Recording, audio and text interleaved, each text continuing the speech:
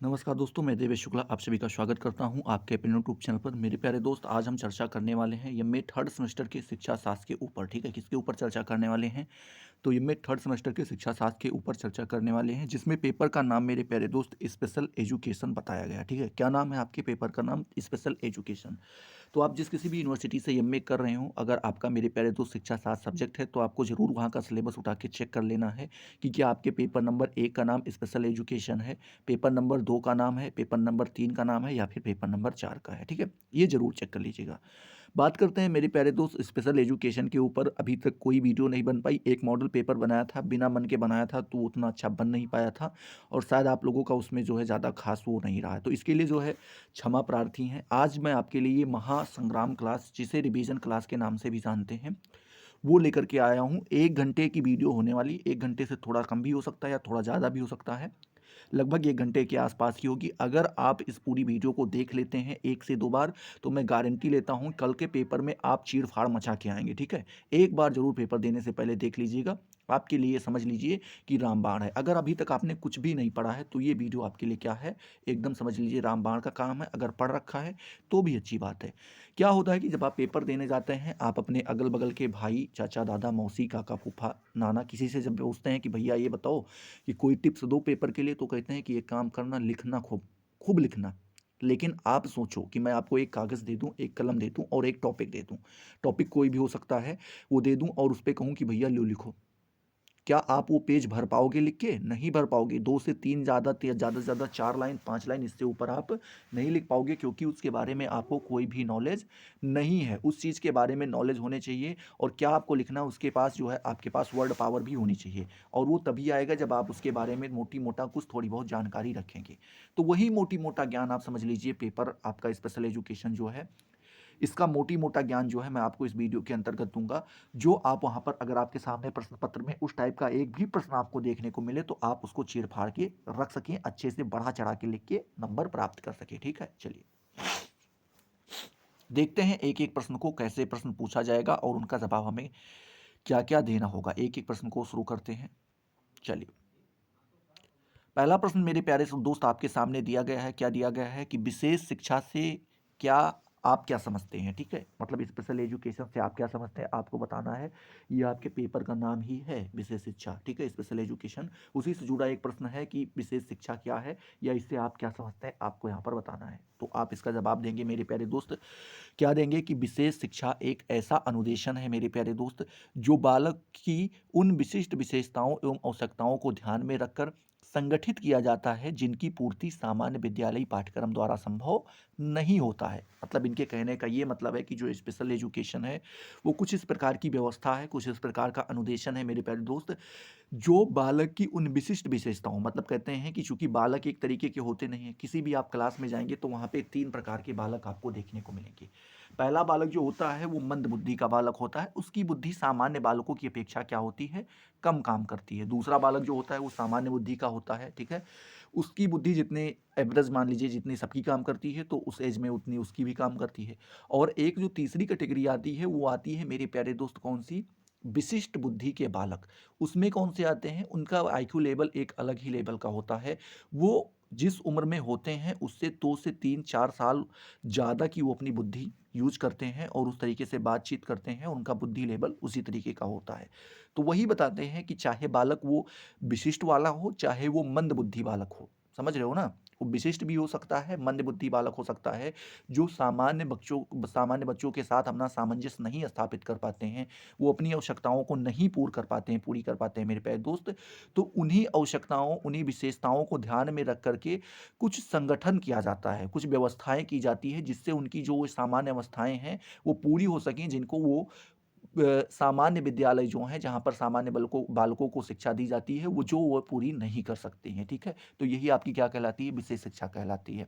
आगे आप लिखेंगे हलाहन, कौन मेरे प्यारे दोस्त? हलाहन और कैपमैन के अनुसार देखें तो उन्होंने बताया है कि विशिष्ट शिक्षा से अभिप्राय है, मेरा क्या अभिप्राय है कि विशिष्ट शिक्षा विशिष्ट प्रकार के निर्मित अन्वेषण, जो अपवादी बालक की विशिष्ट आवश्यकताओं की पूर्ति करता है। मतलब कह रहे हैं कि कुछ बालक अपवादी होते हैं। अपवादी बालक का मतलब मैंने बताया ना कि वो या तो तीव्र बुद्धि के बालक हो सकते हैं या वे मंद बुद्धि के बालक हो जाएंगे। जो सामान्य बालकों के साथ अपना समायोजन नहीं बना पाते हैं, उन्हीं को हम विशिष्ट बालक कह देते हैं। उन्हीं को हम क्या बोल देते हैं मेरे प्यारे दोस्त, अपवादी बालक कह देते हैं। उनकी कुछ अपनी अलग आवश्यकताएं होती हैं, उनकी कुछ अलग विशेषताएं भी होती हैं। या तो वो सामान्य बालक की अपेक्षा ज़्यादा तेज चीज़ों को सीख पाते हैं, या सामान्य बुद्धि के जो बालक होते हैं उनकी अपेक्षा वो कम सीख पाते हैं। तो उनके लिए क्या किया जाता है, अलग व्यवस्था की जाती है, ताकि वह जिस अकॉर्डिंग से जिन उनकी बुद्धि काम कर रही है उस अकॉर्डिंग से उनको शिक्षा दी जा सके। वही आपकी कहलाती है विशेष शिक्षा, जो उनके लिए अलग व्यवस्था की जाती है। तो आई होप आपकी विशेष शिक्षा यहाँ पर क्लियर हो गई होगी। ठीक है, चलिए दूसरा नंबर प्रश्न मेरे प्यारे दोस्त देखें तो वो आपसे पूछ रहा है कि विशेष शिक्षा के विशेषित कार्यक्रम क्या है, आपको यहाँ पर बताना है। मतलब करें जो विशेष शिक्षा बनाई जाती है, जो विशेष शिक्षा की व्यवस्था की जाती है, जिसका संगठन किया जाता है, तो उसके कौन कौन से कार्यक्रम हैं जो उसको विशेष बनाते हैं मेरे प्यारे दोस्त, वही आपसे पूछ रहा है। तो आप बताएंगे विशेष शिक्षा के विशेषित कार्यक्रम निम्नलिखित हैं जो यहाँ पर बताए गए हैं। लगभग 11 कार्यक्रम बताए गए हैं। पहला बताया गया है एक विशेष विद्यालय की व्यवस्था की जाती है, उसमें विशेष कक्षाएं बनाई जाती हैं, विशेष शिक्षक आते हैं और नियमित कक्षा अध्यापक, ठीक है, की व्यवस्था की जाती है। विशेष दिवा स्कूल होता है, ठीक है, विशेष दिवा स्कूल होता है। विशेष दिवा का मतलब आप समझ रहे हो ना, कि अगर मंदबुद्धि बालक का है तो उसके लिए जैसे मान लीजिए नॉर्मली स्कूल कितने घंटे चलता है, 5 से 6 घंटे चलता है। अगर मंदबुद्धि बालक है तो उसके लिए 7-8 घंटे का स्कूल कर दिया जाएगा। अगर तीव्र बुद्धि का बालक है तो 3-4 घंटे का स्कूल कर दिया जाएगा। तो इस प्रकार से तो विशेष दिवा स्कूल बनाया जाता है। साधन संपन्न शिक्षक होते हैं, ऐसे शिक्षक लाए जाते हैं, ऐसे व्यवस्था की जाती है जिनके पास साधन क्या हो, पूरा अवेलेबल हो, अच्छे से वो उनका उपयोग कर सकें और उससे उनको लाभान्वित कर सकें। तीसरा जो है, तीसरा कह रहे हैं, सातवां बताते हैं विशेषज्ञों की भ्रमणशील सेवाएं होती हैं। जो जैसे मान लीजिए कोई क्षेत्र है, उसके विशेषज्ञ को वहाँ पे बुलाया जाएगा, जो आएंगे वहाँ पे भ्रमण करेंगे और अपना एक्सपीरियंस उन बच्चों के साथ क्या करेंगे, साझा करेंगे। फिर वो बताते हैं आवासीय विद्यालय बनाए जाते हैं जहाँ पर उन बालकों को रहने की भी सुविधा दी जाती है। और नौवां बताते हैं कि नैदानिक चिकित्सा केंद्र बनाते हैं। मतलब कि अगर उनको किसी भी प्रकार की दिक्कत आती है, बीमारी, चूँकि जो मंद बुद्धि के बालक होते हैं उनको कुपोषण का शिकार भी कहा जा सकता है। कुपोषित होने के कारण ही उनकी बुद्धि मंद होती है, तो उनको कुछ ना कुछ लगा रहता है। या तीव्र बुद्धि के बालक हों, उनकी अचानक तबीयत कोई खराब हो जाए तो उनको जो है जो चिकित्सा हो वो मिल सके, उस समय पे उपलब्ध कराया जाए, जिससे ज़्यादा कोई दिक्कत ना होने पाए। धीरे-धीरे करके अगर मान लीजिए दिक्कत बढ़ी है तो उसको अलग जगह पे शिफ्ट किया जाएगा। 10वां बताते हैं कि अनुबंधित चिकित्सालय में अनुदेशन, ठीक है? अनुबंधित चिकित्सालय में अनुदेशन। और जो 11वां बताते हैं वो बताते हैं परिवार में अनुदेशन। क्या बताते हैं? परिवार में अनुदेशन, परिवार की में व्यवस्था कराई जाती है उनके लिए अलग तरीके से। तो ये जो है विशेष शिक्षा के मेरे प्यारे दोस्त विशेषित कार्यक्रम होते हैं। तो ये आपका दूसरा नंबर क्वेश्चन भी आई होप क्लियर हो गया होगा। ठीक है, चलिए तीसरे नंबर प्रश्न की बात करें मेरे प्यारे दोस्त, तो आपसे पूछ रहा है, क्या पूछ रहा है कि सार्वभौमिक शिक्षा का अर्थ स्पष्ट कीजिए। ये मोस्ट इंपॉर्टेंट क्वेश्चन है, सार्वभौमिक शिक्षा के बारे में पूछ रहा है। तो आपको बताना है कि सर्वजनीन या जिसे हम सार्वभौमिक शिक्षा कहते हैं मेरे प्यारे दोस्त, इसको अंग्रेजी में हम यूनिवर्सल एजुकेशन भी कहते हैं। क्या कहते हैं? अंग्रेजी में देखें तो इसको हम यूनिवर्सल एजुकेशन कहते हैं। अंतर्राष्ट्रीय शिक्षा कोष लंदन 1979 में सार्वजनीन शिक्षा को निम्नांकित रूप से स्पष्ट किया गया। मतलब कह रहे हैं एक अंतर्राष्ट्रीय शिक्षा कोष है जो कहाँ पर है मेरे प्यारे दोस्त, लंदन में है। उसके लंदन में जो है 1979 में जो आपकी सर्वजनीन शिक्षा है, जिसे सार्वभौमिक शिक्षा कहते हैं या जिसे यूनिवर्सल एजुकेशन कहते हैं, इसके बारे में कुछ बताया गया। क्या बताया गया? उन्होंने बताया कि universal education system of education extending opportunity to all regardless of race, colour, creed, sex of ability. ठीक है, तो इस प्रकार से बताया उन्होंने। अर्थात इसको अगर आप हिंदी में बताना चाहें तो बता सकते हैं कि सार्वजनिक शिक्षा जो है वह शिक्षा व्यवस्था है जिसमें सभी को प्रजाति, क्या मेरे प्यारे दोस्त, सभी को प्रजाति, वर्ण, धर्म, लिंग या योग्यता की भिन्नताओं को ध्यान में ना रखते हुए शैक्षिक अवसर उपलब्ध कराए जाते हैं। यूनिवर्सल शब्द से ही हिंदी में दो शब्द का प्रयोग किया जाता है, सार्वभौमिक और सर्वजनीन। ठीक है, तो इसी प्रकार से आप यहाँ पे निकाल सकते हैं। अब इसका अर्थ समझना चाहें तो इस तरीके से कह सकते हैं कि ये बताते हैं कि जो सार्वजनिक शिक्षा है मेरे प्यारे दोस्त, सार्वजनिक शिक्षा है जिसे आप सार्वभौमिक शिक्षा कहते हैं या सर्वजनीन शिक्षा कहते हैं मेरे प्यारे दोस्त, जनीन शिक्षा कहते हैं। ये उस प्रकार की व्यवस्था है जिसमें हम क्या करते हैं, जिसमें प्रजाति के आधार पर, वर्ण के आधार पर, लिंग या धर्म के आधार पर या योग्यता के आधार पर हम भिन्नताओं को ध्यान में नहीं रखते हैं। ठीक है, ये कौन बताते हैं, ये आपके सार्वभौमिक शिक्षा के लिए बताया जाता है। कहाँ पर बताया गया है, ये अंतर्राष्ट्रीय शिक्षा कोष लंदन में 1979 में कहा गया था। इसमें क्या किया जाता है, किसी को वर्ण के आधार पर जो है भिन्नता, वर्ण भिन्नता के आधार पर अलग नहीं किया जाता, न धर्म के आधार पर, न लिंग, न योग्यता और न प्रजाति के आधार पर उनको अलग किया जाता है। हालांकि यहाँ पर सबको समान अवसर दिया जाता है शिक्षा प्राप्त करने के लिए। जिस तरीके से अगर हम देखें तो यूनिवर्सल शब्द जो है ये हिंदी जब इसका रूपांतर करते हैं तो इसका दो शब्द निकल के आता है, पहला तो सार्वभौमिक और दूसरा मेरा प्यारे दोस्त क्या आता है, सार्वजनीन। ठीक है, तो इस प्रकार से ये दो अर्थ यहाँ पे निकल के आते हैं। तो आई होप सार्वभौमिक शिक्षा भी आपका यहाँ पर क्लियर हो गया होगा। ठीक है, चलिए अब हम बात करते हैं चौथे नंबर प्रश्न के बारे में। तो चौथा नंबर प्रश्न मेरे प्यारे दोस्त आपसे पूछ रहा है कि सार्वभौमिक शिक्षा के प्रसार में क्या कठिनाइयां हैं, आपको यहाँ पर बतानी है। क्या बतानी है कि सार्वभौमिक जो शिक्षा है इसके प्रसार में कौन कौन सी कठिनाइयाँ आती हैं उनके बारे में बताना है। तो आप लिखेंगे इसके प्रसार में कई कठिनाइयाँ आती हैं जिनमें से कुछ यहाँ पर बताई गई हैं। पहली कठिनाई बताई गई है कि आवश्यक संसाधनों की मेरे प्यारे दोस्त अपर्याप्तता, मतलब कह रहे हैं कि जो आवश्यक संसाधन वहाँ पर ज़रूरत होती है वो वहाँ पे पर्याप्त नहीं होते हैं,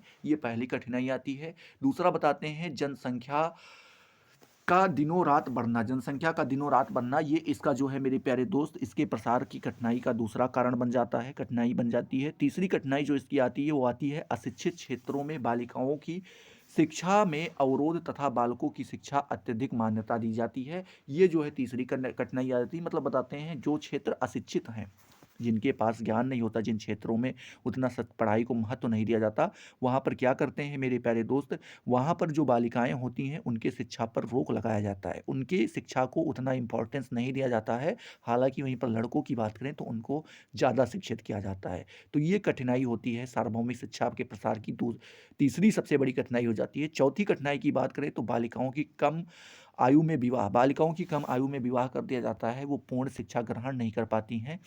तो ये जो है आपकी कौन सी हो जाती है मेरे प्यारे दोस्त, चौथी कठिनाई हो जाती है। वहीं पर हम जब पांचवी कठिनाई के बारे में बात करते हैं तो पांचवी कठिनाई बताती है कि ग्रामीण क्षेत्रों में जो है बालिकाओं के लिए पृथक विद्यालय ना होना, मतलब बताते हैं बालिकाओं के लिए अलग व्यवस्था की जानी चाहिए, एक अलग विद्यालय बनाना चाहिए जिससे कि जो अशिक्षित लोग हैं, जिनके पास जिन जो शिक्षा के प्रति उतना जागरूक नहीं है, वो क्या कर सकें मेरे प्यारे दोस्त, अपनी बालिका को, अपने घर की लड़कियों को वहाँ पर पढ़ने के लिए भेज सके। तो उसके लिए अलग व्यवस्था कराई जाए तो इससे जो है बालिकाओं की शिक्षा को बढ़ावा मिल पाएगा। छठी कठिनाई बताती है वो बताए हैं ग्रामीण जनता की गरीबी। ग्रामीण जनता क्या होती है मेरे प्यारे दोस्त, गरीब होती है, वो उतना जो है एजुकेशन के मामले में मजबूत नहीं होती है, आर्थिक रूप से मजबूत ना होने के कारण वो क्या करती है, शिक्षा को आधी अधूरी या ना ही दे करके वहाँ पे छुड़वा दिया जाता है। सातवां बताते हैं अभिभावकों की निरक्षरता और शिक्षक के प्रति लगाव में कमी, मतलब बताते हैं कि अभिभावक जो है क्या होते हैं, माता पिता या जो दादा दादी जो घर के मुख्य सदस्य हैं वो अशिक्षित होते हैं। तो जो अशिक्षित होते हैं वो शिक्षा को उतना महत्व नहीं देते हैं, और जो शिक्षा होती है मेरे प्यारे दोस्त उसके प्रति जो है इनका क्या होता है, उनके अंदर कम लगाव पाया जाता है, शिक्षा के प्रति उनका लगाव कम होता है। तो इस प्रकार से जो है वो क्या, सार्वजनिक शिक्षा के प्रसार में भी ये भी एक कठिनाई का कारण बन जाता है। आठवां बताते हैं प्रशासनिक नीति में कार्यान्वयन में दोष, मतलब बता रहे हैं जो प्रशासनिक नीति होती है उसको लागू करने में कुछ दोष होते हैं, ये भी एक कठिनाई का कारण हो जाता है। और नौवां बताते हैं प्राथमिक शिक्षा में अपव्यय अवरोध का प्रभाव, अपव्यय अवरोध का प्रभाव, ये भी जो है नौवां नंबर आपका कठिनाई बन जाता है सार्वजनिक शिक्षा के प्रसार का। ठीक है, तो इस प्रकार से आप 9 कठिनाइयां यहाँ पर आराम से गिना सकते हैं और बता सकते हैं। चलिए बात करते हैं मेरे प्यारे दोस्त पांचवें नंबर प्रश्न के बारे में। तो पांचवा नंबर प्रश्न आपसे यहाँ पर पूछ रहा है प्रारंभिक शिक्षा में सार्वभौमिक, क्या मेरे प्यारे दोस्त, प्रारंभिक शिक्षा के सार्वभौमिक विकास के स्तर बताइए, ये आपका पांचवा क्वेश्चन है। तो यहाँ पर आप लिखेंगे मेरे प्यारे दोस्त की जो प्राथमिक शिक्षा है इसका सार्वभौमिक विकास के 3 स्तर होते हैं और उन्हीं से होकर के ये आपका सार्वभौमिक विकास होता है प्राथमिक शिक्षा का। कौन कौन सा स्तर है? तो पहला बताया गया है सभी के लिए शिक्षा की व्यवस्था, ये पहला स्तर हो जाता है। दूसरा स्तर वो बताते हैं कि सभी का नामांकन होना चाहिए, और तीसरा स्तर बताते हैं कि पाठशाला में बने रहना, ये तीसरा स्तर हो जाता है। इन तीनों स्तरों से होकर के ही क्या होता है, प्राथमिक शिक्षा का सार्वभौम विकास हो पाता है। तो चलिए अब बात करते हैं सभी के लिए शिक्षा की व्यवस्था क्या होती है। तो देश के अधिकांश राज्यों में मेरे प्यारे दोस्त बालक बालिकाओं, अनुसूचित जाति एवं अनुसूचित जनजातियों के सभी वर्गों के लिए शिक्षा की उपयुक्त व्यवस्था करना, मतलब बताते हैं कि ऐसी अधिकांश देश के ऐसे अधिकांश राज्य हैं जहाँ पर बालक बालिकाओं के लिए या अनुसूचित जाति के लिए, अनुसूचित जनजाति के लिए शिक्षा की व्यवस्था नहीं हो पाती है। तो सरकार का काम है कि उन सभी के लिए जो है शिक्षा की व्यवस्था की जाए। अगर वो आर्थिक रूप से कमज़ोर हैं तो उनको निःशुल्क शिक्षा प्रदान कराई जाए, ठीक है। इस प्रकार से व्यवस्था की जानी चाहिए। दूसरा बताते हैं सभी का नामांकन, बताते हैं सभी क्षेत्रों में प्राइमरी शिक्षा देने की व्यवस्था की जानी चाहिए, मतलब बताते हैं जितने भी क्षेत्र हैं उसमें प्राइमरी शिक्षा सभी को देनी चाहिए।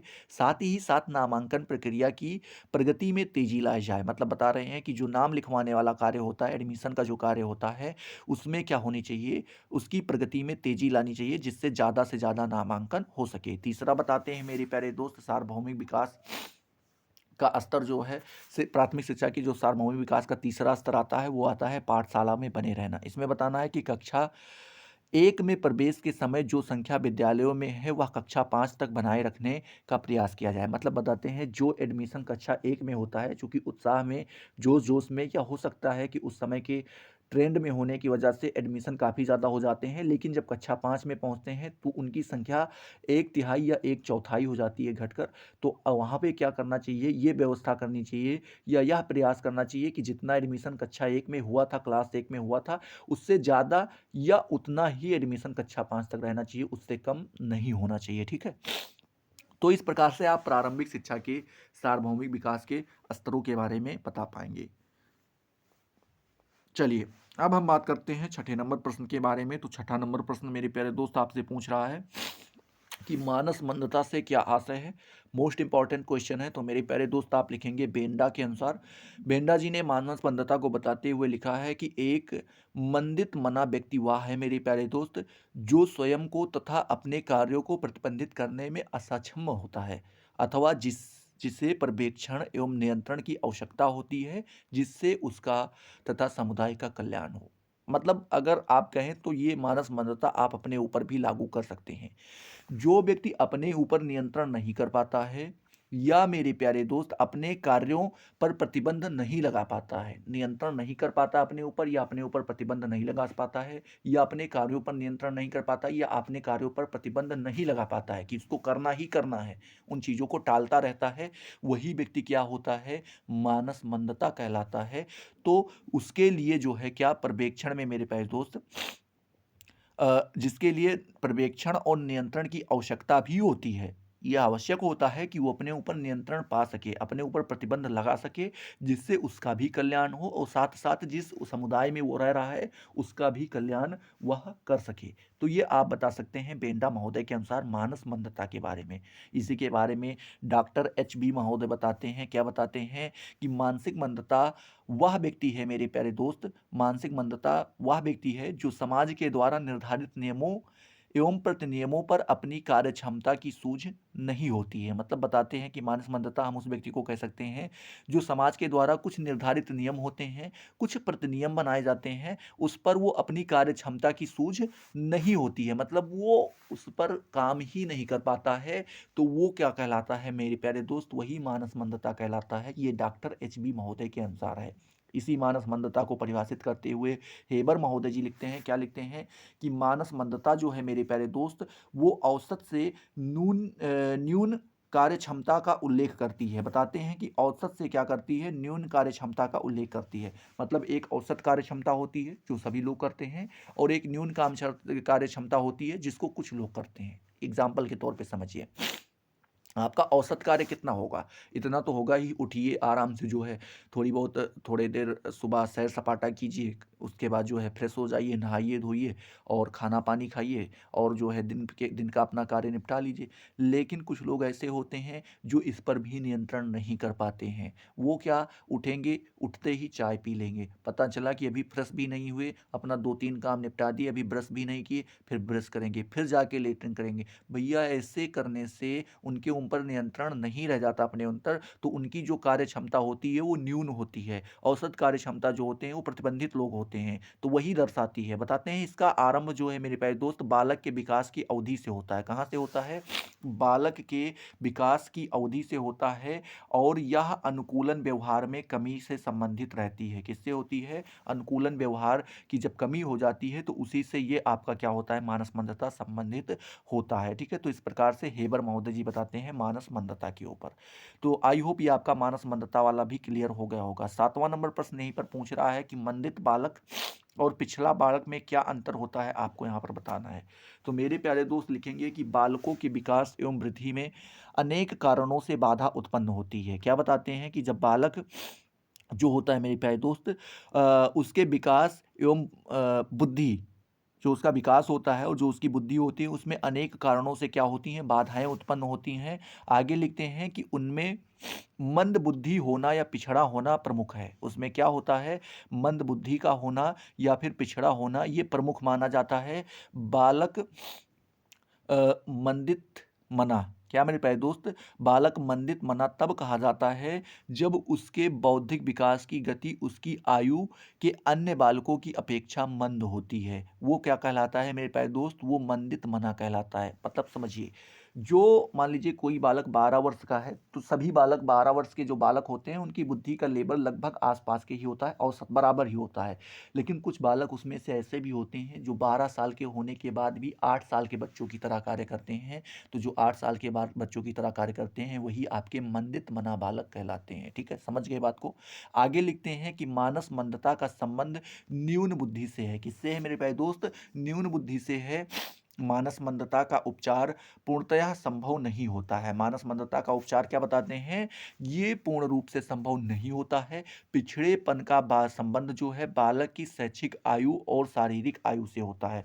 जो पिछड़ेपन बालक होते हैं मेरे प्यारे दोस्त उसका संबंध क्या होता है? बालक की जो शैक्षिक आयु होती है, मतलब या तो उनकी जो उनके उम्र के बालक हैं उनकी अपेक्षा उनको उनके बराबर या उनसे ज़्यादा या उनके बराबर शिक्षा नहीं प्राप्त होती है, उनसे कम शिक्षा प्राप्त होती है या वो शिक्षित ही नहीं होते हैं, तो पिछड़े बालक कहलाते हैं। या शारीरिक आयु जो होती है मेरे प्यारे दोस्त कम होने के कारण भी उनको पिछड़ा कहा जाता है। ठीक है, आगे आपको लिखना होगा पिछड़ापन बालक की उस स्थिति को दर्शाता है जिसमें बालक की एक या अधिक विषयों में शैक्षिक निष्पत्ति कम होती है। क्या बताते हैं कि पिछड़ापन बालक की उस स्थिति को दर्शाता है, उस स्थिति को बताता है, उस स्थिति को दिखाता है मेरे प्यारे दोस्त जिसमें बालक की एक या अधिक विषयों में जो शैक्षिक निष्पत्ति होती है मेरे प्यारे दोस्त, शैक्षिक निष्पत्ति होती है वो क्या होती है, कम होती है, वही पिछड़े बालक कहलाते हैं। ठीक है, चलिए अब 8वें नंबर प्रश्न की ओर चलते हैं। तो 8वां नंबर प्रश्न आपसे यहाँ पर पूछ रहा है कि शारीरिक विकलांगता से आप क्या समझते हैं, आपको यहाँ पर बताना है। ठीक है, क्या पूछ रहा है? शारीरिक विकलांगता से आप क्या समझते हैं, आपको यहाँ पर बताना है। तो मेरे प्यारे दोस्त आप लिखेंगे कि शारीरिक विकलांगता से तात्पर्य शरीर के विभिन्न अंगों में कमी आ जाने या बेकार हो जाने से है। मतलब बताते हैं कि जो शारीरिक विकलांगता है अगर आप उसका तात्पर्य लेना चाहें तो आप ऐसे ले सकते हैं कि जो शरीर का अंग होता है मेरे प्यारे दोस्त, कुछ अंग ऐसे होते हैं जिनमें किसी न किसी प्रकार की कमी आ जाती है या वे मेरे प्यारे दोस्त बेकार हो जाते हैं, उसी को हम शारीरिक विकलांगता कह देते हैं। जब शरीर सामान्य ढंग से ना होकर के टेढ़ा मेढ़ा या कोई अंग बेकार हो जाता है तो उसे विकलांग बालक कहा जाता है। ठीक है, आगे लिखते हैं बालक को कहीं ना कहीं दूसरों की सहायता या उपकरणों के सहयोग की आवश्यकता पड़ती है। मतलब बताते हैं ऐसे बालक जो होते हैं उनको कहीं ना कहीं दूसरों की सहायता लेनी पड़ती है। हो सकता है वो चलने के लिए हो या हो सकता है किसी चीज़ को जानने के लिए हो, कैसे भी हो सकता है, तो वो किसी ना किसी व्यक्ति का सहारा लेते हैं या किसी ना किसी जो है उपकरण का सहयोग जरूर लेते हैं जिससे वो अपना जो है सर्वाइव कर सकें। तो वो ज़रूरतें जो होती हैं वो शारीरिक रूप से जो विकलांग व्यक्ति होते हैं, जिनको मोदी जी ने कहा है कि भैया अब विकलांग नहीं कहोगे आप लोग, उनको आप क्या कहोगे, अब उनको जो है आप दिव्यांग कहोगे। क्या कहोगे? दिव्यांग कहोगे। समझ रहे हो बात को? क्या कहोगे? दिव्यांग कहोगे। आगे लिखते हैं कि अंग में चोट लगना, ठीक है, अंग में चोट लगना या मेरे प्यारे दोस्त अंग का विरूपित होना या किसी दुर्घटना के कारण अंग का नष्ट हो जाना या किसी असाध्य रोग के कारण शरीर के किसी अंग का बेकार हो जाना ही क्या कहलाता है? शारीरिक विकलांगता कहलाता है। शारीरिक विकलांगता व्यक्ति के विकास में क्या करती है मेरी प्यारे दोस्त? बाधा डालती है। तो ये आप शारीरिक विकलांगता के बारे में आराम से बता दीजिएगा जो कुछ भी पूछे, ठीक है। चलिए अब हम बात करते हैं 9 नंबर प्रश्न के बारे में मेरे प्यारे दोस्त। तो आप लिखेंगे कि प्रतिभाशाली बालक की परिभाषा आपको यहाँ पर देनी है, ये क्वेश्चन है। प्रतिभाशाली बालक किसे कहा जाता है ये आपको यहाँ पर बताना है। तो इसमें आप हेडिंग डालेंगे पहले स्कीनर एवं हैरीमैन के विचार के अकॉर्डिंग। देखें मेरे प्यारे दोस्त, तो उन्होंने बताया है कि प्रतिभा शब्द का प्रयोग उन 1% बालकों के लिए किया जाता है जो सर्वश्रेष्ठ बुद्धिमान होते हैं। मतलब ये कौन बताते हैं? स्कीनर और हैरीमैन जी बताते हैं कि जो प्रतिभा शब्द का प्रयोग करते हैं वो केवल 1% बालक ऐसे होते हैं जिनकी बुद्धि जो होती है वो कैसी होती है? सर्वश्रेष्ठ होती है या सर्वश्रेष्ठ बुद्धिमान होते हैं। उन्हीं को हम क्या कहते हैं? प्रतिभाशाली बालक कहते हैं। किसके अकॉर्डिंग? स्कीनर और हैरीमैन के अकॉर्डिंग, ठीक है। इसी को बताते हुए क्लीगर एवं विश्व महोदय जी लिखते हैं, क्या लिखते हैं कि प्रतिभावान शब्द उन सभी बालकों में सम्मिलित करता है मेरे प्यारे दोस्त जो शैक्षिक रूप से विद्यालय के उच्च 15 से 20% बालकों 15 से 20% उपलब्धि वर्ग में आने के लिए उच्च मानसिक योग्यता व कार्य क्षमता रखते हों या किसी विशेष क्षेत्र जैसे कि गणित यांत्रिक विज्ञान कलात्मक अभिव्यक्ति, ठीक है, या सृजनात्मक लेखन संगीत व सामाजिक नेतृत्व में उच्च स्तरीय प्रतिभा व अपने वातावरण के से मुकाबला करने की अनोखी सृजनता योग्यता रखते हैं। मतलब बताते हैं कौन? आपके क्लीगर महोदय और बिस जी बताते हैं। क्लीगर एवं बिस महोदय बताते हैं, क्या बताते हैं कि हम प्रतिभावान बालक उन्हीं को कहेंगे जो मेरे प्यारे दोस्त शैक्षिक रूप से विद्यालय के उच्च 15 से 20% उपलब्धि वर्ग में आने के लिए उच्च मानसिक योग्यता या कार्य क्षमता रखते हो। मतलब बताते हैं जो कोई भी विद्यालय जब आप जाते हैं तो वहाँ पे 15 से 20% बालक ऐसे होते हैं जिनकी मानसिक योग्यता उच्च होती है या उनके कार्य करने की क्षमता उच्च होती है। ऐसे बालक को हम क्या कहते हैं? प्रतिभावान बालक कहते हैं। बताते हैं ये बालक किसी न किसी क्षेत्र जैसे कि गणित के क्षेत्र में, यांत्रिक क्षेत्र में या विज्ञान के या कलात्मक अभिव्यक्ति के क्षेत्र में या सृजनात्मक लेखन के क्षेत्र में मेरे प्यारे दोस्त या संगीत व सामाजिक नेतृत्व में उच्च स्तरीय प्रतिभा के क्षेत्र में या अपने वातावरण से मुकाबला करने की अनोखी सृजनात्मक योग्यता रखते हैं। ऐसे बालक ही क्या कहलाते हैं? प्रतिभावान बालक कहलाते हैं। किसके अकॉर्डिंग? तो ये क्लीगर महोदय जी के अकॉर्डिंग, ठीक है। तो इस प्रकार से आप इनको बता दीजिएगा। चलिए अब हम बात करते हैं 10 नंबर प्रश्न के बारे में। तो 10वां नंबर प्रश्न आपसे पूछ रहा है कि सृजनात्मकता को परिभाषित कीजिए। क्या पूछ रहा है? सृजनात्मकता को आपको यहाँ पर परिभाषित करना है मेरे प्यारे दोस्त। तो आप लिखेंगे कि गिलफोर्ड ने सृजनात्मकता को अपसारी चिंतन, मेरे प्यारे दोस्त, क्या बताया है? अपसारी चिंतन जिसे हम डाइवर्जेंट थिंकिंग कहते हैं उसे कहा है, ठीक है। किसको कहा है मेरे प्यारे दोस्त? सृजनात्मकता को। आगे लिखते हैं और सृजनात्मकता को अभिसारी चिंतन जिसे हम मेरे प्यारे दोस्त कन्वर्जेंट थिंकिंग भी कहते हैं, ये भी कहा जाता है। तो ध्यान रखिएगा सृजनात्मकता को ही हम अपसारी चिंतन और अभिसारी चिंतन दोनों कहते हैं। ये किसके अकॉर्डिंग? गिलफोर्ड महोदय के अकॉर्डिंग, ठीक है। चलिए अब बात करते हैं मैकलीन महोदय ने जो है सृजनात्मकता को कहा है कि सृजनात्मकता को समस्या समाधान के अर्थ में रूप समस्या समाधान के अर्थ के रूप में स्वीकार किया है। किसने किया है? मैकलिन महोदय ने। मैकलिन महोदय ने यह माना है कि जो सृजनात्मकता है मेरे प्यारे दोस्त, वो समस्या के समाधान के लिए उपयोग की जा सकती है या उसके अर्थ में उपयोग की जा सकती है। ये आपके कौन बताते हैं? मैकलिन महोदय जी बताते हैं। मेडनिक महोदय जी ने लिखा है, क्या लिखा है? सृजनात्मक चिंतन में उपयोगिता और मौलिकता दोनों गुण पाए जाते हैं। कौन कौन से? उपयोगिता और मौलिकता दोनों प्रकार के गुण पाए जाते हैं। ये आपके कौन बताते हैं? मेडनिक महोदय जी बताते हैं। बात करते हैं, वार्टेट ने सृजनात्मकता के अर्थ को अस्पष्ट करते हुए लिखा है। क्या लिखा है मेरे प्यारे दोस्त? कि साहसिक सोच एवं लीक से हटकर चलना, परंपरागत तरीकों को नष्ट करना एवं नवीन अनुभवों के लिए मेरे प्यारे दोस्त अपने को तैयार करना तथा एक दूसरे के बाद अनुभव को स्वीकार करना ही क्या कहलाता है? सृजनात्मकता कहलाता है। ये किसके अकॉर्डिंग? ये वाल्टेट महोदय के अकॉर्डिंग। ठीक है, तो इस प्रकार से आप 10 नंबर प्रश्न का भी जवाब आराम से दे दीजिएगा। चलिए अब हम बात करते हैं 11 नंबर प्रश्न के बारे में मेरे प्यारे दोस्तों। 11 नंबर प्रश्न आपसे पूछ रहा है कि बाल अपराधिता से आप क्या समझते हैं, यहाँ पर आपको बताना है। क्या पूछ रहा है? बाल अपराधिता से आप क्या समझते हैं, ये आपको बताना है।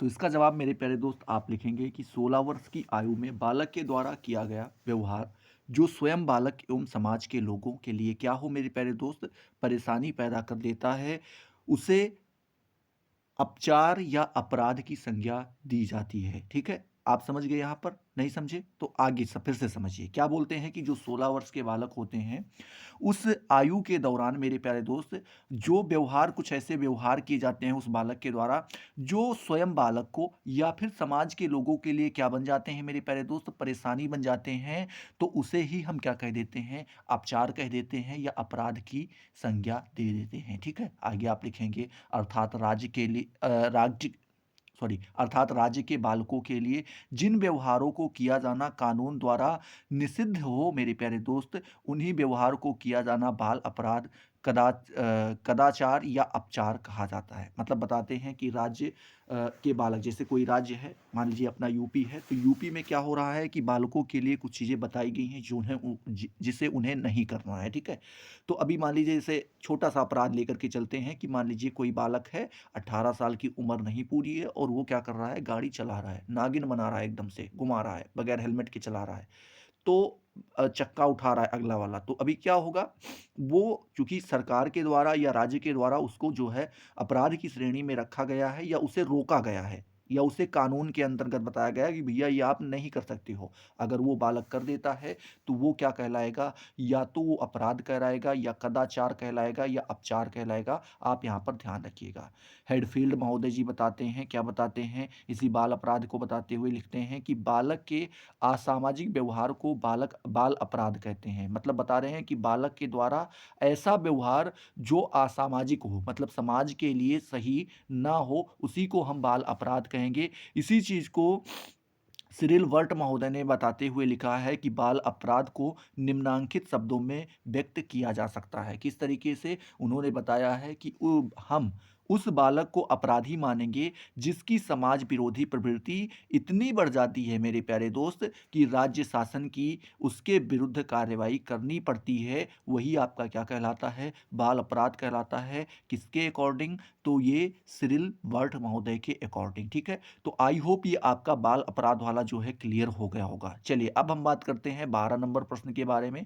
तो आप लिखेंगे 12 नंबर प्रश्न को कि बाल अपराध की परिभाषा दीजिए। क्या लिखेंगे? बाल अपराध की परिभाषा दीजिए। तो लिखना है आपको स्किनर महोदय के अनुसार। स्किनर महोदय ने जो है बाल अपराध को परिभाषित करते हुए लिखा है कि किसी कानून के उस उल्लंघन के रूप में बाल अपराध परिभाषित किया जा सकता है मेरे प्यारे दोस्त जो किसी वयस्क द्वारा किए जाने पर अपराध होता है। ये आपके कौन बताते हैं? स्किनर महोदय बताते हैं। ये बताते हैं कि कोई ऐसा कार्य जिसको कोई वयस्क करे तो अपराध कहा जाए, अगर उसी कार्य को कोई बालक कर देता है तो उसी को हम बाल अपराध कह देंगे। समझ गए बात को? ये आपके कौन बताते हैं? स्किनर महोदय बताते हैं। हीली महोदय इसी चीज को बताते हुए लिखते हैं कि बालक जो समाज द्वारा स्वीकृत आचरण का पालन नहीं करता है वह बाल अपराधी कहा जाता है। क्या बताते हैं? कि बालक जो समाज द्वारा कुछ आचरण जो है स्वीकृत किए जाते हैं और उनका पालन जब वो नहीं करता है मेरे प्यारे दोस्त, तो वही आपका क्या कहलाता है?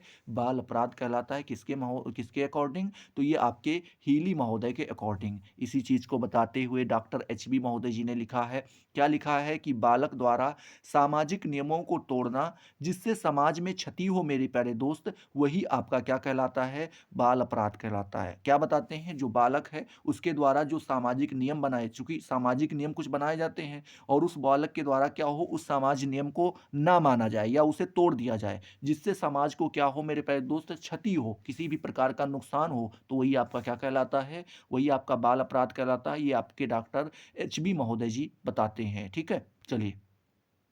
इसी चीज को बताते हुए डॉक्टर सेठाना महोदय ने लिखा है कि बाल अपराध में एक स्थान विशेष पर उस समय लागू कानून द्वारा निर्धारित आयु के बालक अथवा युवक द्वारा किए गए अनुचित कार्य सम्मिलित होते हैं। मतलब बताते हैं कौन, डॉक्टर सेठेना महोदय जी बताते हैं कि बाल अपराध वो है मेरे प्यारे दोस्त जो किसी स्थान विशेष पर, मान लीजिए कोई स्थान है, जैसे जहां पर आप रह रहे हैं उस स्थान को ले लीजिए एग्जाम्पल के तौर पर, उस स्थान पर उसी समय पे, चूंकि इसी समय पे मान लीजिए कोई कानून निर्धारित किया गया हो कि भैया ये नियम है, इसको आपका इस नियम का आपको पालन करना ही होगा और आपको ही नहीं सबको का पालन करना होगा।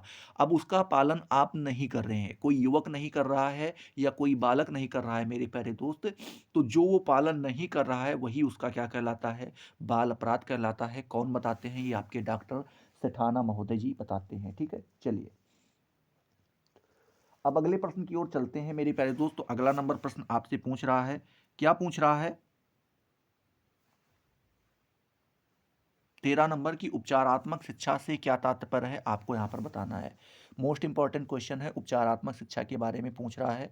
तो मेरे प्यारे दोस्त आप लिखेंगे कि बाल अपराधी अनेक प्रकार के असंतुलित बालक होते हैं। क्या बोलते हैं कि जो बाल अपराधी बालक होते हैं मेरे प्यारे दोस्त, जो बालक रूप में कोई किसी ना किसी प्रकार के अपराध कर देते हैं, उसमें अनेक प्रकार की क्या होती है, उसमें अनेक प्रकार के असंतुलित बालक होते हैं, जिनका संतुलन ठीक नहीं होता, वो कुछ भी कर सकते हैं। समझ रहे हो ना बात को, उस प्रकार के जो बालक होते हैं, इनमें से कुछ ऐसे होते हैं जिनका विद्यालय में पढ़ाई में मन नहीं लगता है। मतलब कह रहे हैं कुछ ऐसे बालक भी होते हैं इनमें से जिनका विद्यालय की पढ़ाई में बिल्कुल भी मन नहीं लगता, वो पढ़ना चाहते ही नहीं है। इन बालकों के शिक्षण के लिए अनेक प्रयास करने होते हैं। ये जो बालक इस प्रकार के होते हैं, इनकी शिक्षा के लिए जो है अनेक प्रकार के क्या किए जाते हैं मेरे प्यारे दोस्त, प्रयास किए जाते हैं। ऐसे बालकों के लिए विषय विशेष में उपचारात्मक शिक्षा का प्रबंध सहायक सिद्ध होता है। क्या बताते हैं कि ऐसे बालक होते हैं, इनके लिए जब हम विषय विशेष की बात करते हैं तो उसमें जो उपचारात्मक शिक्षा होती है, इसका प्रबंधन काफी ज्यादा हेल्पफुल साबित होता है, हेल्पफुल सिद्ध होता है। ठीक है, आगे आप लिखेंगे जिसमें बालक कठिनाई अनुभव करते हैं, इसमें क्या करते हैं, बालक कठिनाई अनुभव करते हैं, वह व्यवस्था चाहे विद्यालय विद्यालय में की जाए या बाल उपचार गृह में की जाए। मेरे प्यारे दोस्त, बाल उपचार गृह में इस विधि में बालक शिक्षा के निकट संपर्क में रहेगा और शिक्षा विधियों का भी पता लगाया जा सकता है। मतलब बताते हैं कि ये व्यवस्था चाहे आप विद्यालय में करें या फिर जहाँ पर बाल उपचार गृह बनाया गया है, जिसमें बालकों की व्यवस्था की जाती है जिससे वो सुधर सकें, उस बाल उपचार गृह में उस विधि का उपयोग किया जाए। ठीक है, लेकिन उसका काम केवल एक ही होता है कि बालक जो है वो शिक्षक के निकट आ सके, उनके संपर्क में आए मेरे प्यारे दोस्त, और शिक्षक विधियों का जो है क्या करे, पता लगाए, उनके बारे में जान सके, ये होता है उसका काम। आगे लिखते हैं, निकट संपर्क में रहने से मेरे प्यारे दोस्त बालकों को कई बार उपचारात्मक शिक्षा दी जा सकती है। मतलब बताते हैं जब वो पास रहते हैं शिक्षक के, ठीक है, उसके नज़दीक रहते हैं, उसके संपर्क में रहते हैं, तो उसको कई बार उपचारात्मक शिक्षा भी दी जाती है। कभी कभी बाल अपराधियों की मानसिक आयु कक्षा के अन्य बालकों की मानसिक आयु से बहुत कम होती है। मतलब बताते हैं कुछ बाल अपराधी ऐसे भी होते हैं जिनकी जो मानसिक आयु होती है मेरे प्यारे दोस्त, वो क्या होती है, मानसिक आयु मतलब आप समझते हैं, देखिए शारीरिक आयु और मानसिक आयु दो होती है। जैसे आप मान लीजिए 15 साल का कोई बालक है तो उसके 15 साल का है तो वो शारीरिक आयु हुआ, क्योंकि 15 साल उसको जो है इस धरती पे आए हुए हुआ, जन्म से लेकर के अभी तक उसको 15 साल का समय हो गया। लेकिन जो उसकी बुद्धि है वो 12 साल के बच्चे की तरह काम कर रही, तो उसकी मानसिक आयु 12 साल की है। ठीक है, तो अभी मानसिक आयु क्या है, कम है, शारीरिक आयु ज्यादा है। तो क्या होता है वही चीज़ बताते हैं। तो मानसिक आयु क्या होती है उनकी, बहुत कम होती है, इसीलिए दूसरों के बराबर कार्य नहीं कर पाते हैं। मानसिक आयु कम होने के कारण वो दूसरों के बराबर कार्य नहीं कर पाते हैं। इन बालकों के मामले में बाल मार्गदर्शन उपचार गृह की सहायता की जा सकती है। मतलब बताते हैं इन प्रकार के जो बालक होते हैं इनके मामले में जो है आप बाल मार्गदर्शन उपचार गृहों की क्या कर सकते हैं, सहायता कर सकते हैं। किसके द्वारा मेरे प्यारे दोस्त, तो आप उपचारात्मक शिक्षा के द्वारा। तो आई होप आपका ये उपचारात्मक शिक्षा वाला या 13 नंबर क्वेश्चन क्लियर हो गया होगा। बात करते हैं 14 नंबर प्रश्न के बारे में। तो पूछ रहा है विशिष्ट बालक से आप क्या समझते हैं, आपको यहाँ पर बताना है। तो मेरे प्यारे दोस्त क्रूसेंक के अनुसार देखें तो उन्होंने बताया है कि विशिष्ट बालक वह होता है जो शारीरिक, बौद्धिक, संवेगात्मक एवं सामाजिक, ठीक है, क्या सामाजिक रूप से सामान्य बुद्धि एवं विकास से स्पष्ट रूप से इतना विचलित होता है कि नियमित कक्षा के कार्यक्रमों से लाभान्वित नहीं हो सकता है। मेरे प्यारे दोस्त, उसे विद्यालय में विशेष रूप से देख रेख करने की आवश्यकता होती है। समझ गए बात को? ये आपके कौन बताते हैं, क्रूसेंक महोदय ही बताते हैं। उनका मतलब ये है कि अगर आप विशिष्ट बालक जानना चाहें तो इस तरीके से कह सकते हैं कि जो शारीरिक रूप से, बौद्धिक रूप से या संवेगात्मक रूप से या सामाजिक रूप से, मेरे प्यारे दोस्त, सामान्य बुद्धि बालक सामान्य बुद्धि एवं विकास से अलग होते हैं। ठीक है, क्या होते हैं, विचलित होते हैं या अलग होते हैं मेरे प्यारे दोस्त, कि नियमित कक्षा के कार्यक्रम से लाभान्वित नहीं हो सकता है। जो नियमित कक्षाएं चलाई जाती हैं सामान्य लोगों के लिए, उससे वो लाभान्वित नहीं हो पाते हैं। तो उनकी देख रेख के लिए मेरे प्यारे दोस्त विशेष व्यवस्थाएं की जाती हैं। उस विशेष व्यवस्थाओं की आवश्यकता पड़ती है। तो उस प्रकार के जो बालक होते हैं उन्हीं को विशिष्ट बालक कहा जाता है, क्रूसेंक महोदय के अनुसार। बात करते हैं डॉक्टर HB महोदय के अनुसार देखें तो उन्होंने बताया है प्रत्येक मनुष्य जब किसी को विशेष कहकर वर्णित करता है तो वह औसत या सामान्य लोगों से किसी न किसी प्रकार से भिन्न होता है। मतलब बताते हैं कि प्रत्येक मनुष्य, हर एक आदमी जब किसी को क्या कहता है, विशेष कहता है, तो उसको विशेष तभी कहेगा जब वो औसत या सामान्य लोगों से क्या हो, किसी न किसी प्रकार से अलग हो। यदि हम विद्यालय के संदर्भ में देखें मेरे प्यारे दोस्तों, हर बालकों से कुछ हटकर इन बालकों की शिक्षा व्यवस्था करनी होती है। मतलब बताते हैं जिस प्रकार से सब बालक होते हैं उनसे अलग ही, उनसे हटकर ही क्या की जाती है, ऐसे बालकों की शिक्षा व्यवस्था की जाती है। ठीक है, तो इस प्रकार से आप बता पाएंगे विशिष्ट बालकों के बारे में। चलिए अगला नंबर प्रश्न जो है पूछ रहा है 15 नंबर की, बाल बंदी गृह क्या है, आपको यहाँ पर बताना है। तो आप लिखेंगे बाल बंदी गृह का विकास सुधार संस्थाओं के रूप में किया गया है। यह बोस्टरल स्कूल का दूसरा रूप है मेरे प्यारे दोस्त। इसमें 21 वर्ष तक के बाल अपराधी रखे जाते हैं और इन्हें शिक्षा दी जाती है। इन्हें अपने माता पिता से मिलने तथा उच्च शिक्षा के लिए बाहर भेजने की व्यवस्था भी की जाती है। इस प्रकार के बंदी गृह बिहार, उड़ीसा और उत्तर प्रदेश में क्या किए गए हैं मेरे प्यारे दोस्त, स्थापित किए गए हैं। अगर आप देखना चाहें तो आराम से जाकर के इन सारी चीज़ों को देख सकते हैं, बंदी गृह को। ठीक है, बाल बंदी गृह को आराम से आप देख के उनके बारे में ज्ञान हासिल कर सकते हैं। जगह भी बता दी गई है। 16 नंबर प्रश्न इसी पर पूछ रहा है। क्या मेरे प्यारे दोस्त पूछ रहा है, 16 नंबर पूछ रहा है रिफॉर्मेटरी स्कूल पर संक्षिप्त टिप्पणी करना है। रिफॉर्मेटरी स्कूल जो होता है उसके ऊपर बताना है। तो आप लिखेंगे इस प्रकार के स्कूलों में 15 वर्ष तक की आयु के बालक रखे जा सकते हैं। कितने वर्ष के, 15 साल की जो आयु होती है उससे कम या उतने 15 साल तक के बालक रखे जाते हैं। उससे ज़्यादा की उम्र के या उससे ज़्यादा आयु के बालक नहीं रखे जाते हैं। यहाँ उचित प्रकार का वातावरण एवं बालक को रहने एवं खाने तथा कपड़ों का उचित प्रबंधन रहता है। ठीक है, मतलब बताते हैं यहाँ पर बालक के रहने की व्यवस्था की जाती है, उनको जो पोषक आहार होते हैं वो पोषक आहार दिए जाते हैं, कपड़े वगैरह भी दिए जाते हैं। बात करते हैं प्रत्येक बालक के बीमार होने पर उनके लिए अलग अलग डॉक्टर की व्यवस्था भी की जाती है मेरे प्यारे दोस्त। उन्हें औद्योगिक प्रशिक्षण दिया जाता है। कैसा प्रशिक्षण दिया जाता है, उन्हें औद्योगिक प्रशिक्षण दिया जाता है। रात के समय उन्हें अलग अलग रखा जाता है। इस प्रकार की कुल 7 संस्थाएं हैं मेरे प्यारे दोस्त। कौन सी हैं, 7 संस्थाएं हैं। लखनऊ के संस्था में केवल यूपी के ही बालक रखे जाते हैं। हजारीबाग में बंगाल के और बिहार के और उड़ीसा और असम के बालक रखे जाते हैं। ठीक है, तो इस प्रकार से आप जो है इनके बारे में बता सकते हैं, रिफॉर्मेटरी स्कूल के बारे में। ठीक है, तो आराम से इनको बता दीजिएगा। 17 नंबर प्रश्न देखें मेरे प्यारे दोस्त, तो यहीं पे आपसे पूछ रहा है कि प्रमाणित स्कूल पर संक्षिप्त टिप्पणी लिखनी है। तो आप लिखेंगे कि भारत में बहुत से प्रदेश में इस प्रकार के विद्यालयों की स्थापना क्या की गई है मेरे प्यारे दोस्त, की गई है। बहुत से राज्य हैं जहां पर इनकी स्थापना की गई है।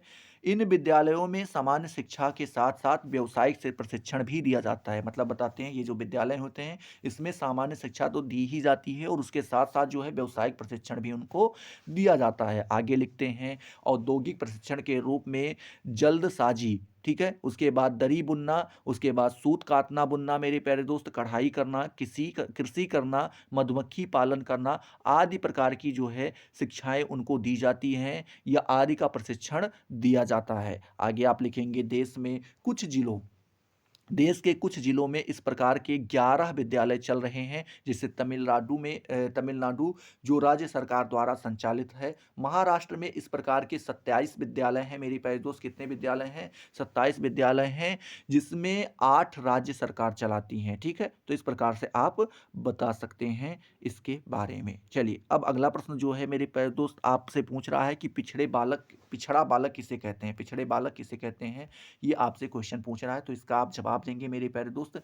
क्या देंगे कि पिछड़े बालक की शारीरिक एवं मानसिक विशेषताएं साधारण एवं प्रतिभाशाली बालक से क्या होती हैं मेरे प्यारे दोस्त? भिन्न होती हैं या आप कह सकते हैं अलग होती हैं।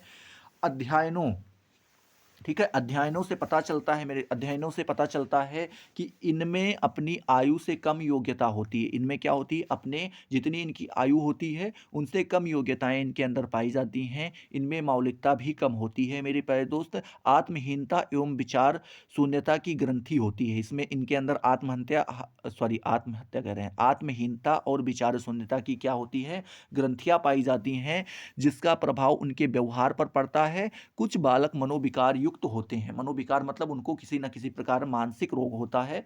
इनकी बौद्धिक रुचियां एवं अभिरुचियां सीमित तथा भाषा विकास अन्य बालकों की अपेक्षा क्या होती है मेरे प्यारे दोस्त? कम होती है। तो इस प्रकार के बालक जो होते हैं उनको हम पिछड़े बालक कहते हैं। चलिए, 19 नंबर प्रश्न इसी पे आपसे पूछ रहा है कि प्रतिभाशाली बालकों की पहचान बताइए। तो यहाँ पर मेरे प्यारे दोस्त आप लिखेंगे कि प्रतिभाशाली बालक प्रत्येक समाज में कुछ स्थानों पर पाए जाते हैं। हर समाज में कुछ स्थानों पर ये मिलने वाले बालक होते हैं। अध्ययनों से पता चलता है कि इनमें अपने आयु से अधिक योग्यता होती है। जितनी उनकी आयु होती है उससे ज़्यादा उनके अंदर योग्यताएं पाई जाती हैं। परंतु जिन प्रजातियों की पृष्ठभूमि चाहे आर्थिक हो, सामाजिक हो या शैक्षिक स्थिति हो अच्छी होती है मेरे प्यारे दोस्त, उनमें प्रतिभाशाली बालकों के उत्पन्न होने की संभावना अधिक होती है। बताते हैं जिनकी आर्थिक स्थिति अच्छी होती है, आर्थिक पृष्ठभूमि अच्छी होती है या सामाजिक पृष्ठभूमि अच्छी हो या शैक्षिक पृष्ठभूमि अच्छी हो, तो उसमें प्रतिभाशाली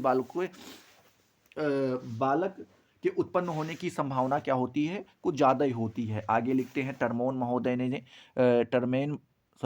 महोदय ने जो है सन 1915 में अपने अध्ययनों से पता लगाया कि प्रतिभाशाली बालक उन परिवारों में पाए जाते हैं जिनमें उच्च शिक्षा प्राप्त लोग होते हैं, उनका आर्थिक स्तर अच्छा होता है मेरे प्यारे दोस्त। तो ये आपके कौन बताते हैं? टर्मन महोदय जी बताते हैं कि अगर आपकी मेरे प्यारे दोस्त आपके घर के जितने भी सदस्य हैं उनका अगर जो है शिक्षा अच्छी है, उच्च शिक्षा प्राप्त किए हुए हैं या आपकी आर्थिक स्तर अच्छा है मेरे प्यारे दोस्त, तो आपके यहाँ जो है कैसे बालक पाए जाएंगे? प्रतिभाशाली बालक पाए जाएंगे। आगे यहाँ पर लिखेंगे 1 नंबर बताते हैं कि प्रतिभाशाली बालक सामान्य बालकों की अपेक्षा लंबे एवं स्वस्थ होते हैं। मतलब बताते हैं जो सामान्य बालक होते हैं उनकी अपेक्षा जो है प्रतिभाशाली बालक लंबे होते हैं और वो स्वस्थ भी होते हैं। दूसरा बताते हैं जन्म के समय प्रतिभाशाली बच्चे सामान्य बालकों से 1 या 1.5 इंच लंबे होते हैं। मतलब बताते हैं जब बालकों का जन्म होता है तो जितने सामान्य बालकों की हाइट होती है जन्म के समय उनसे 1 या 1.5 इंच ये ज़्यादा लंबे होते हैं।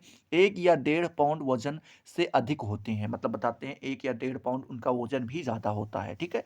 इस प्रकार से आप बता सकते हैं। 20 नंबर प्रश्न यहीं पर आपसे पूछ रहा है कि सृजनशील बालक से आपका क्या आशय है? यहाँ पर आपको बताना है। तो मेरे प्यारे दोस्त आप लिखेंगे कि आइजेनेक महोदय जी ने जो है बताया है कि सृजनशीलता वह योग्यता है मेरे प्यारे दोस्त जिसके द्वारा नवीन संबंधों की जानकारी होती है, नए संबंधों के बारे में हमें पता चलता है। इसके द्वारा चिंतन के प्रतिमानों से हटकर असाधारण विचारों का उदय होता है। वास्तव में सृजनशील बालक अपने व्यवहार, क्रियाकलाप और तार्किक क्षमता में सामान्य बालकों से अलग दिखाई देता है, ठीक है? आगे लिखते हैं इनके द्वारा संपादित कार्यों में मौलिकता एवं नवीनता के दर्शन होते हैं। इनका कहने का मतलब यही है कि जो आपके अभी आपने पढ़ा प्रतिभाशाली बालक, उसी प्रकार से ही सृजनशील बालक होते हैं। बस इनके अंदर किसी भी चीज़ को ग्रहण करने की क्षमता क्या होती है, कुछ ज़्यादा ही तेज होती है, और जो ये कार्य करते हैं उन कार्य में इनके अंदर जो है मौलिकता अच्छी से देखने को मिलेगी, और नवीनता मतलब कि नयापन भी देखने को मिलेगा। वो नए नए चीज़ों का यूज करते हैं, नए नए तरीकों को का प्रयोग करते हैं। चलिए अब हम बात करते हैं 21 नंबर प्रश्न के बारे में। तो पूछ रहा है मंद बुद्धि बालक किसे कहते हैं, आपको यहाँ पर बताना है। तो लिखेंगे मंद बुद्धि बालक जो होते हैं वो औसत बालक से क्या होते हैं, भिन्न, औसत बालक से भिन्न नहीं होता, परंतु वातावरण के कारण व्यक्तिगत भिन्नता पाई जाती है। मतलब बताते हैं जो मंद बुद्धि बालक होते हैं वो आपके कैसे औसत बालक से अलग नहीं होते हैं, लेकिन बात किया जाए तो जो उनका वातावरण होता है उस वातावरण के कारण मेरे प्यारे दोस्तों इनमें व्यक्तिगत भिन्नता पाई जाती है। सफलता एवं असफलता का प्रभाव बालक पर सहज देखा जा सकता है।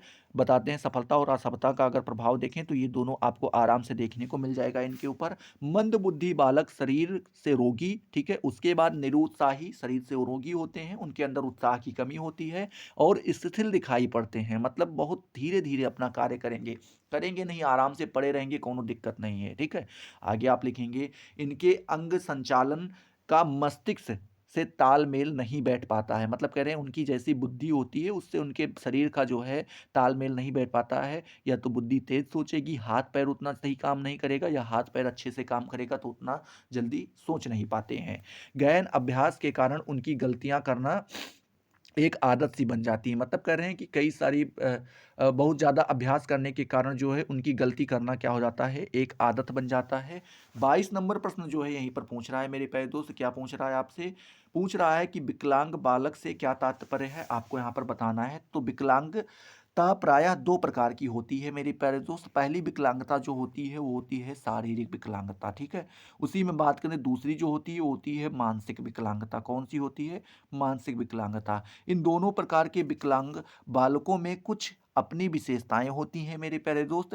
शारीरिक विकलांगता से ग्रसित बालकों के सामने समायोजन की समस्या होती है। शारीरिक रूप से जो विकलांग होते हैं मेरे प्यारे दोस्त, या जो शारीरिक विकलांगता से ग्रसित बालक होते हैं उनके अंदर समायोजन जो है उसकी समस्या आती है। जिस सोसाइटी में रह रहे, जिस समाज में रह रहे हैं वो अपने उम्र के बालकों के साथ जो है समायोजन नहीं कर पाते हैं। आगे लिखते हैं कि दूसरे प्रकार के मानसिक रूप से विकलांग बालक होते वह होते हैं जिनकी कल्पना एवं संरचनात्मक शक्ति न्यून होती है। वो किसी चीज के बारे में सोच नहीं पाते हैं मेरे प्यारे दोस्त, या उनके ऊपर विचार नहीं कर पाते हैं। ऐसे बालक को क्या कहा जाता है, मानसिक रूप से विकलांग कहा जाता है। यहीं पर हम बात करते हैं 23 नंबर प्रश्न के बारे में। तो 23 नंबर प्रश्न आपसे पूछ रहा है कि सृजनशील बालकों को शिक्षित करने हेतु प्रयुक्त प्रमुख शिक्षण पद्धतियों का परिचय दीजिए, ठीक है। ये आपसे 23 नंबर प्रश्न पूछ रहा है। तो इसका आप जवाब देंगे कि सृजनशील बालकों की शिक्षा के लिए शिक्षण प्रविधि कौन कौन सी बनाई गई हैं। तो वो कुछ 5 प्रकार की बताई गई हैं, ठीक है। बताते हैं शिक्षण प्रविधि के रूप में निम्नलिखित 5 मॉडलों को टोरेंस ने उपयोगी बताया है। टोरेंस महोदय ने कितने 5 मॉडलों को बताया, कौन कौन से हैं। पहला बताया है पाश्विक चिंतन मॉडल, ये जो है पहला मॉडल हो जाता है। दूसरा मॉडल बताते हैं मेरे प्यारे दोस्त मनोनाटक मॉडल, ये शिक्षा प्रविधि का दूसरा मॉडल हो जाता है। तीसरा मॉडल बताते हैं मेरे प्यारे दोस्त ज्ञानात्मक भावनात्मक मॉडल। चौथा बताते हैं पूर्व पर्यंत एवं पश्चात मॉडल। और पांचवा बताते हैं सृजनात्मक समस्या समाधान मॉडल। तो ये 5 प्रकार के जो है मेरे प्यारे दोस्त शिक्षण प्रविधि के मॉडल बताए जाते हैं सृजन बालकों के लिए, ठीक है। चलिए 24 नंबर प्रश्न यहीं पर पूछ रहा है, क्या पूछ रहा है कि विशिष्ट बालकों हेतु प्रयुक्त की जाने वाली 2 प्रमुख शैक्षणिक विधियों का परिचय दीजिए मेरे प्यारे दोस्त। तो आप लिखेंगे विशिष्ट शिक्षा में प्रयुक्त 2 विधियां निम्नलिखित हैं। पहला बताया गया है डिक रॉली विधि और दूसरा बताया गया है मॉन्टेसरी विधि, ठीक है। बात करते हैं डिक रॉली विधि के बारे में। तो आप लिखेंगे कि सैगुइन सैगुइन द्वारा बताई गई इस विधि में बालक की शारीरिक क्रियाओं के परिष्कार व प्रगति पर विशेष बल दिया जाता है मेरे प्यारे दोस्त, तथा इस बात का प्रयास किया जाता है कि बालक अपनी मांसपेशियों, ज्ञानेंद्रियों तथा संवेदनिक व गत्यात्मक क्रियाओं को नियंत्रित करना सीखे। ठीक है, तो इस प्रकार से आप बता पाएंगे। मॉन्टेसरी विधि के बारे में आप लिखेंगे, इस विधि में जो है बालक की ज्ञानेंद्रियों व निरीक्षण शक्तियों के विकास पर बल दिया जाता है मेरे प्यारे दोस्त। आगे आपको लिखना होगा, तथा बालक जिस वातावरण में रहता है उसे सुधारने की कोशिश की जाती है। जो जिस वातावरण में वो रहता है उसको क्या करते हैं, सुधारने की कोशिश की जाती है। इसी के साथ बालक की संगीत, कला आदि की में रुचि जागृत की जाती है। मतलब कह रहे हैं बालक की जो रुचि है वो संगीत के प्रति, कला के प्रति जो है क्या की जाती है, जागृत की जाती है। ठीक है, तो इस प्रकार से आप बता दीजिएगा। चलिए 25 नंबर प्रश्न यहीं पर आपसे पूछ रहा है मेरे प्यारे दोस्त। क्या पूछ रहा है कि विकलांग बच्चों के लिए समेकित शिक्षा आयोजन का प्रारंभ कब किया गया। क्या पूछ रहा है, विकलांग बच्चों के लिए समेकित शिक्षा योजना का प्रारंभ कब किया गया मेरे प्यारे दोस्त। तो आप बताएं कि भारत सरकार ने विकलांग बच्चों के लिए समेकित शिक्षा योजना 1974 में प्रारंभ की। इसका उद्देश्य विकलांग बच्चों को सामान्य स्कूल प्रणाली के तहत सुविधाएं प्रदान करना, ताकि वे बीच में ही पढ़ाई न छोड़कर अंततः सामान्य शिक्षा प्रणाली को ही में ही समायोजित हो जाएं। ठीक है, इनका कहने का मतलब ये है कि जो भारत सरकार थी उसने क्या किया, विकलांग बच्चों के लिए समेकित शिक्षा का आयोजन किया। कब किया, तो 1974 में प्रारंभ किया। ठीक है, आगे लिखेंगे कि इसका उद्देश्य यह था कि बालक, जो विकलांग बालक होते हैं मेरे प्यारे दोस्त, उनको सामान्य स्कूल प्रणाली के तहत सुविधाएं जो है क्या की जाएं, प्राप्त कराई जाएं। मतलब बताते हैं जो सामान्य स्कूल चलाए जाते हैं जिसमें सभी बच्चे पढ़ते हैं, तो उसमें इनको भी पढ़ाया जाए, इसमें उनको भी वो सुविधाएं दी जाए, ताकि वे बीच में ही पढ़ाई ना छोड़ें। ठीक है, और अंततः सामान्य शिक्षा प्रणाली में ही समायोजित हो जाएं। आगे लिखते हैं, इस योजना के अंतर्गत विकलांग बच्चों की शिक्षा के लिए 100% सहायता दी जाती है मेरे प्यारे दोस्त। इस सहायता में काफ़ी किताबों, ठीक है, स्कूल यूनिफॉर्म, उसके बाद परिवहन भत्ता, नेत्रहीन बालकों के लिए पाठन भत्ता मेरे प्यारे दोस्त, चलने फिरने के में असमर्थ विकलांग बच्चों के लिए सहायता भत्ता, ठीक है, तथा छात्रावासों में रहने के लिए विकलांग बच्चों के लिए आवास एवं भोजन शुल्क सम्मिलित है। ठीक है, तो ये सारी चीज़ें जो है कौन कराता है, भारत सरकार अपना कराती है, इस सारी चीज़ों को मुहैया करवाती है। आगे लिखते हैं मेरे प्यारे दोस्त कि इसके अलावा संसाधन कक्षों, ठीक है, मैं क्या बताते हैं, इसके अलावा संसाधन जो है वो कक्षों की स्थापना, संसाधन कक्षों की स्थापना की जाती है, जिसमें संसाधन उपलब्ध कराए जाएं, उन्हें सहायता यंत्रों व उपकरणों से सुसज्जित करने, विकलांग बच्चों की विकलांगता के मूल्यांकन हेतु सर्वेक्षण करने, तथा अनेक अध्यापकों के प्रशिक्षण और पुनरुच्चार, ठीक है, पुनश्चार्य खर्च सम्मिलित हैं। ठीक है, तो इस प्रकार से आप इनके बारे में लिख दीजिएगा। यहीं पर हम बात करते हैं मेरे प्यारे दोस्त 26 नंबर प्रश्न के बारे में। तो 26 नंबर प्रश्न पूछ रहा है, विकलांगों की सहायता और उपचार के लिए स्थापित प्रमुख राष्ट्रीय संस्थानों के नाम बताइए। विकलांगों की सहायता के और उपचार के लिए जो है स्थापित कुछ प्रमुख राष्ट्रीय संस्थान जो है स्थापित करवाए गए थे, उनके नाम बताने हैं। तो लिखेंगे, विकलांगों की सहायता और उपचार के लिए विकलांगता के प्रत्येक प्रमुख क्षेत्र में मेरे प्यारे दोस्त राष्ट्रीय संसाधनों तथा उच्च स्तरीय स्थानों संस्थानों की स्थापना की गई है मेरे प्यारे दोस्त। इनमें से प्रमुख क्या बताते हैं कि इनमें से प्रमुख निम्न प्रकार से बताए गए हैं। पहला जो संस्थान बताया गया है वो बताया गया है राष्ट्रीय दृष्टिहीन संस्थान, जो देहरादून में है मेरे प्यारे दोस्त। दूसरा संस्थान बताते हैं राष्ट्रीय अस्थि रोग विकलांग संस्थान, ये आपका कोलकाता में है। तीसरा बताते हैं राष्ट्रीय मानसिक विकलांगता संस्थान, ये आपका सिकंदराबाद में है। चौथा बताते हैं राष्ट्रीय पुनर्वास प्रशिक्षण एवं अनुसंधान संस्थान, ये आपका कटक में है मेरे प्यारे दोस्त। पांचवा बताते हैं कि अली यावर जंग राष्ट्रीय वधिर संस्थान मेरे प्यारे दोस्त, ये मुंबई में है। और छठा बताते हैं शारीरिक विकलांग संस्थान, ये आपका नई दिल्ली में है। और Indian spinal spinal injuries centre जो है ये आपका कहाँ पर है, नई दिल्ली में है। तो इन संस्थानों के बारे में आप आराम से बता दीजिएगा। चलिए बात करते हैं 27 नंबर प्रश्न के बारे में। तो 27 नंबर प्रश्न आपसे पूछ रहा है, विकलांगता के क्षेत्र में भारतीय कृत्रिम अंग निर्माण निगम की क्या भूमिका रही है, आपको यहाँ पर बताना है। मतलब बताते हैं विकलांगता के क्षेत्र में कुछ ऐसे कार्य किए गए हैं, जिसमें कुछ जिससे पैर नहीं है जिन बालकों के पास, तो उनके लिए जो है कृत्रिम पैर बनवाए जाते हैं, जिससे वो चलने में अपना जो है सामर्थ्यता दिखा पाएँ। दौड़ तो नहीं पाते हैं लेकिन चल पाते हैं। तो लिखेंगे भारतीय कृत्रिम अंग निर्माण निगम जो है मेरे प्यारे दोस्त, ये आप हेडिंग डालेंगे। यह निगम 25 नवंबर 1972 को एक सरकारी कंपनी के रूप में पंजीकृत किया गया था मेरे प्यारे दोस्त। वर्तमान में यह भारत सरकार के सार्वजनिक क्षेत्र का एक मिनी रत्न श्रेणी का उपक्रम है मेरे प्यारे दोस्त, जो विकलांग लोगों के लिए कृत्रिम अंग एवं अन्य सहायक उपकरणों का निर्माण करता है। इस निगम द्वारा निर्मित उत्पादों पर ISI का चिन्ह अंकित होता है। इसका ध्येय, जिसे हम विजन कहते हैं मेरे प्यारे दोस्त, ठीक है, मतलब टारगेट जिसे आप कह सकते हैं, भारत और विदेशों में विकलांग व्यक्तियों के लिए सस्ती कीमत में कृत्रिम अंग तथा अत्याधुनिक सहायक उपकरणों का निर्माण कराना है। ठीक है, तो इनका कार्य क्या है, इनका यही लक्ष्य है कि भारत में और विदेशों में जितने भी विकलांग लोग रह रहे हैं, विकलांग व्यक्ति हैं, दिव्यांग व्यक्ति हैं, उनको सस्ते कीमत में जो है क्या कराया जाए, कृत्रिम अंग या अत्याधुनिक सहायक उपकरण जो होते हैं मेरे प्यारे दोस्त, उनको उनके पास जो है प्रोवाइड कराया जाए। ये इनका ध्येय है, यह लक्ष्य है। चलिए अब हम बात करते हैं 28 नंबर प्रश्न के बारे में। तो 28 नंबर प्रश्न पूछ रहा है, विशिष्ट शिक्षा हेतु संसाधन कक्ष से क्या आशय है मेरे प्यारे दोस्तों। आप हेडिंग डालेंगे संसाधन कक्ष।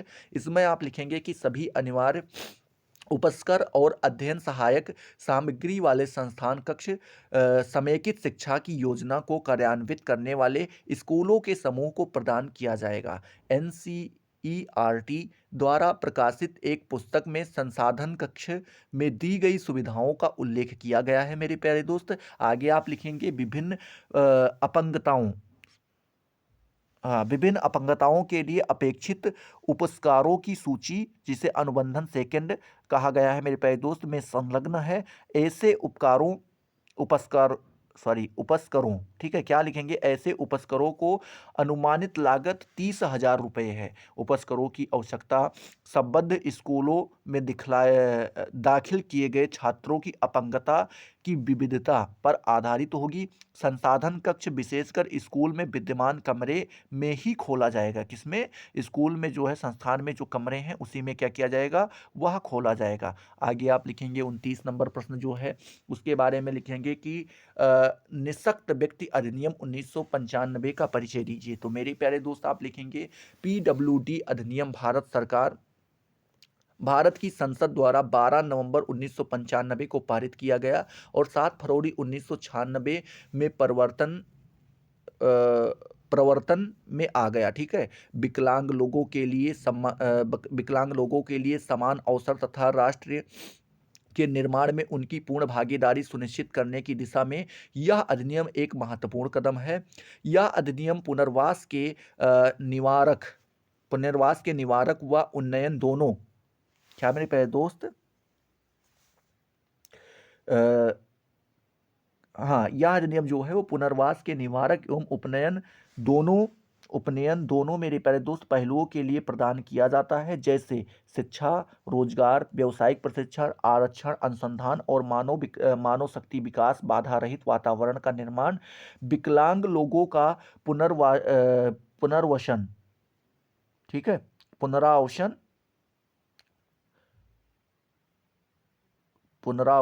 बेरोजगारी और गंभीर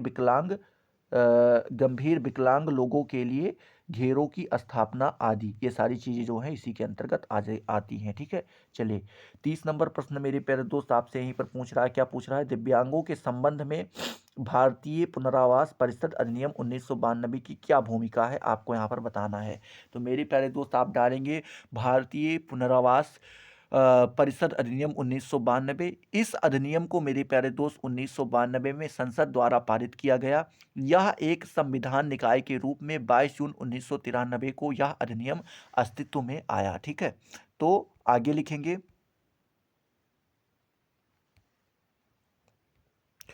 लिखेंगे, भारतीय पुनर्वास परिषद को सरकार द्वारा मेरे प्यारे दोस्त यह अधिकार प्राप्त है कि निरोग्य व्यक्तियों को जो भी सुविधाएं दी जाती हैं उनका क्रियान्वयन नियंत्रित करे। ठीक है, फिर आगे लिखना होगा, पाठ्यक्रम को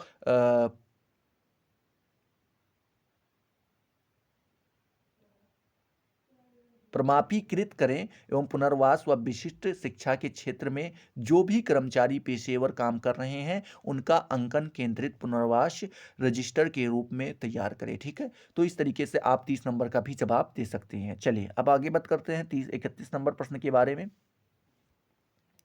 31 नंबर, बस थोड़े ही बचे हैं, 2 3 4 प्रश्न और बचे हैं। 31 नंबर प्रश्न मेरे प्यारे दोस्त आपसे पूछ रहा है कि विशिष्ट बालकों हेतु निर्देशन का क्या अर्थ है, आपको यहाँ पर बताना है मेरे प्यारे दोस्त। तो आप लिखेंगे विशिष्ट बालकों का निर्देशन शिक्षा के लिए अत्यधिक आवश्यक है, क्योंकि इसके द्वारा शारीरिक व मानसिक रूप से विकलांग बालकों को शिक्षा व प्रशिक्षण दिया जा सकता है और उसका सामान्य संतुलित विकास किया जा सकता है। सामान्य जनजीवन में विशिष्ट बालकों के लिए शैक्षिक व व्यावसायिक दोनों प्रकार की विशेष निर्देशन आवश्यक